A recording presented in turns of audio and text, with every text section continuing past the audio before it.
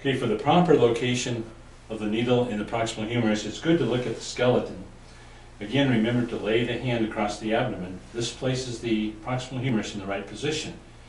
If you extend the hand outward, then you can expose the groove.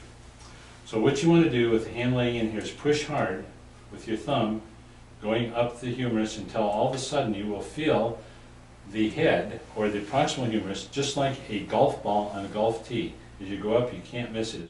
The thumb just fits right in there. So when it does fit in there, that is the target spot right there, right above your nail, one finger breadth at the most. So we come in right here. This is the target area, and we're going to drill in. Now notice we're drilling perpendicular to the bone, or perpendicular to the deltoid here. It's not perpendicular to the shaft. And the reason for that, if you look at the distance here, you can see that we're headed for a very, very long AP diameter. The AP diameter is so long that it would take a huge needle to ever get through to the other side. This gives you your maximum depth and maximum safety. Our target area is the proximal humerus, the outside of the proximal humerus, not the inside. Here are axillary arteries, nerves, and veins, things we want to avoid, but out here it's very safe. Some people think it may be a little difficult to find the area, but it's really not. And what you have to do is make sure the patient's arm is laying very comfortably against their body with the elbow along beside them, and tell them not to move it. We don't want them moving the body, because as soon as you move it, go ahead and lift your arm like that. Then the deltoid muscle pulsates, moves, it can go into spasm, and it can dislodge your needle. So we want to make sure the arm is comfortable, laying still. If the patient is not totally alert, you want to secure the arm in that position. You need to palpate like an orthopedic surgeon, deep, so you feel the humerus.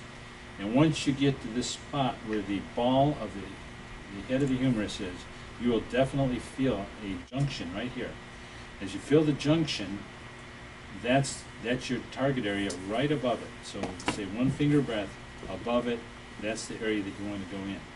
So it's very easy to find, because you can always feel that junction very easily. If you push hard, there's the junction, there's my target. We'll never miss if you do that. And we select our needle. And for most people, most adults are going to need the LD needle, which is the yellow needle, and it's a little longer. Even though you think that you may not need a long needle to get into the humerus, you really do, and if there's any movement, it's going to come out if you use a shorter needle. So we strongly recommend the LD needle for the humerus.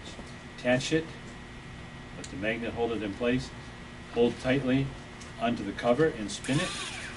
It will come off. At this point, we're ready to go if our patient's ready. So she's ready.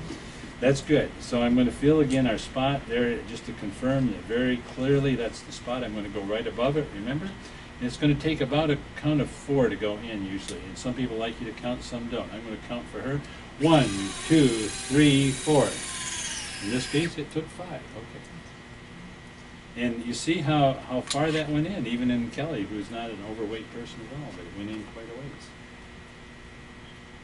She had tough bone. Here's our sharps container, and we just put this in here so we will not stab ourselves.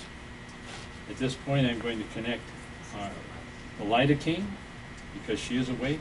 The lidocaine has been drawn up to a syringe, and the Easy Connect has been spiked with the lidocaine.